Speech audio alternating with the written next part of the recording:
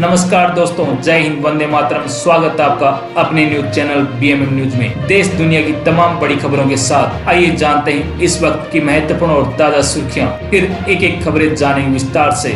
तो बढ़ते हैं सुर्खियों की ओर। इसी बीच बड़ी खबर निकल कर आ चुकी है। पेट्रोल पंप पर नहीं मिलेगा 200 लीटर से ज्यादा डीजल।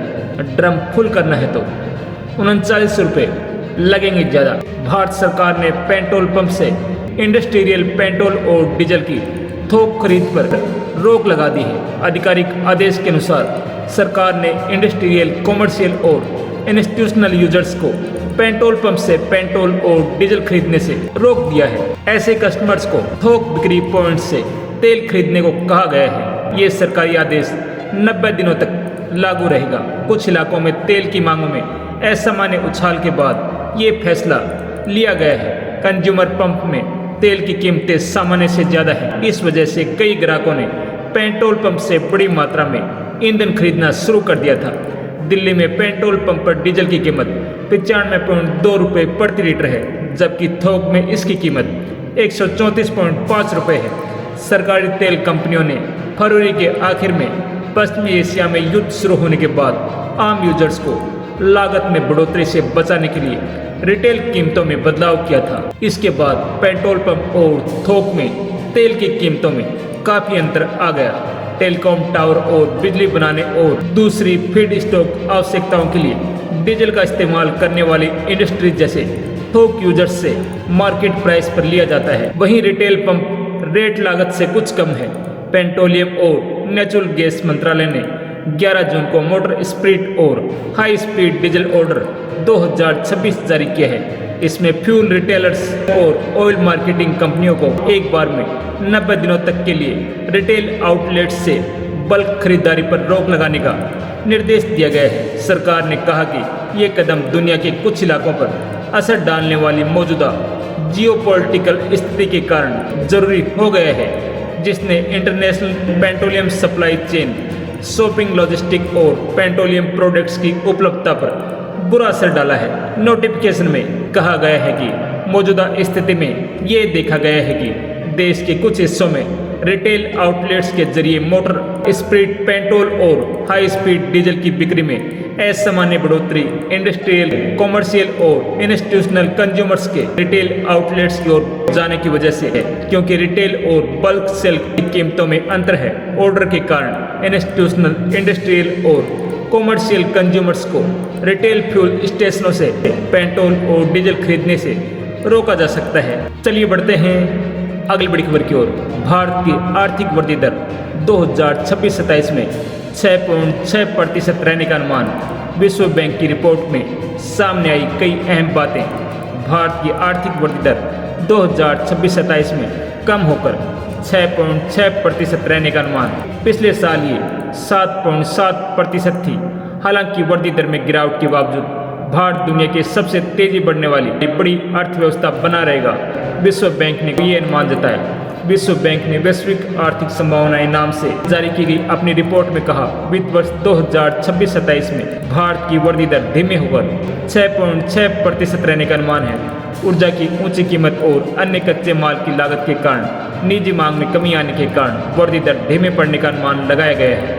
रिपोर्ट में कहा गया है कि माल एवं सेवा कर जीएसटी की दरों में कटौती से उपभोक्ता मांग को कुछ हद तक सहारा मिल सकता है। विश्व बैंक ने यह भी उम्मीद जताई है कि वित्त वर्ष 2027-28 में देश अर्थव्यवस्था एक बार फिर 7.2% की वृद्धि दर हासिल कर लेगी। विश्व बैंक की रिपोर्ट के मुताबिक पश्चिम एशिया में तनाव से जुड़ी अनिश्चितता के बावजूद इस साल की शुरुआत में भारत में आर्थिक गतिविधियां मजबूत बनी रही, जिससे घरेलू मांग में समर्थन मिला। निजी खपत खासकर ग्रामीण इलाकों में मजबूत रही और शहरी मांग में भी सुधार हो रहा है। विश्व बैंक की रिपोर्ट के मुताबिक घरेलू बिक्री से टैक्स संग्रह में भी लगातार बढ़ोतरी हुई है। इसके साथ ही ऊर्जा की ऊंची लागत और कृषि उत्पादों, खासकर खाद की कमी से कीमतों पर पड़ने वाले दबाव को भी कम करने के लिए ईंधन टैक्स में कटौती समेत कई कदम उठाए हैं। विश्व बैंक ने कहा, अमेरिका के टैरिफ में कमी और मुक्त व्यापार समझौता लागू होने की उम्मीद से संघर्ष के कारण भारी मांग, खासकर निर्यात पर पड़ने वाले असर को कम करने में मदद मिल सकती है। रिपोर्ट में कहा गया है कि घरेलू मांग की मजबूती और निर्यात वृद्धि में तेजी से अगले 2 वित्त वर्ष में वृद्धि दर के फिर से बढ़ने की उम्मीद है। दक्षिण एशियाई क्षेत्र में वृद्धि दर 2026 में घटकर 6.3% रहने का अनुमान है। इसका मुख्य कारण पश्चिम एशिया में जारी संघर्ष है। इससे ऊर्जा की बढ़ती कीमतें, तेल और प्राकृतिक गैस की कम आपूर्ति और विदेश में काम करने वाले दूसरे देशों द्वारा अपने देश में पैसा भेजने में कमी और पर्यटन में बाधाएं शामिल हैं। चलिए बढ़ते हैं अगली बड़ी खबर की ओर। IRCTC की नई वेबसाइट 15 जुलाई तक हो सकती है लॉन्च। रेल मंत्री अश्विनी वैष्णव ने किया ऐलान। भारतीय रेल के यात्रियों के लिए टिकट बुकिंग की प्रक्रिया को और आसान और मॉडर्न बनाने की दिशा में बड़ा स्टेप उठाया जा रहा है। केंद्रीय रेल मंत्री अश्विनी वैष्णव ने ऐलान किया कि IRCTC की नई वेबसाइट अगले महीने 15 जुलाई तक लॉन्च कर दी जाएगी। भारतीय रेल के यात्रियों के लिए टिकट बुकिंग की प्रक्रिया को और आसान और मॉडर्न बनाने की दिशा में बड़ा स्टेप उठाया जा रहा है। केंद्रीय रेल मंत्री अश्विनी वैष्णव ने ऐलान किया कि IRCTC की नई वेबसाइट अगले महीने 15 जुलाई तक लॉन्च कर दी जाएगी। रेल मंत्री अश्विनी वैष्णव की घोषणा के बाद माना जा रहा है कि IRCTC की नई वेबसाइट को वर्तमान आवश्यकताओं को ध्यान में रखकर तैयार किया जा सकता है, ताकि टिकट बुकिंग करते वक्त यात्रियों को बेहतर एक्सपीरियंस मिल सके। रेलवे का टारगेट है कि ऑनलाइन टिकट बुकिंग के समय यात्रियों को तेज और सुरक्षित डिजिटल सेवाएं मिल सके। दरअसल रेल मंत्री अश्विनी वैष्णव का एक वीडियो सामने आया है, जिसमें एक महीने में वेबसाइट बनाने का काम पूरा हो जाएगा और 15 जुलाई तक IRCTC नई वेबसाइट लॉन्च कर दी जाएगी। जानकारी के मुताबिक नई IRCTC वेबसाइट में यूजर इंटरफेस और भी आसान और आकर्षक हो सकता है। इसके अलावा वेबसाइट की स्पीड और सर्वर क्षमता में अब के मुकाबले सुधार किया जा सकता है, जिससे तत्काल टिकट बुकिंग या वेबसाइट पर भारी ट्रैफिक के दौरान आने वाली तकनीकी खामियों को कम किया जा सके। लंबे वक्त से यात्री टिकट बुकिंग प्लेटफॉर्म को ज़्यादा सक्षम बनाने की डिमांड कर रहे थे। चलिए बढ़ते हैं अगली बड़ी खबर की ओर।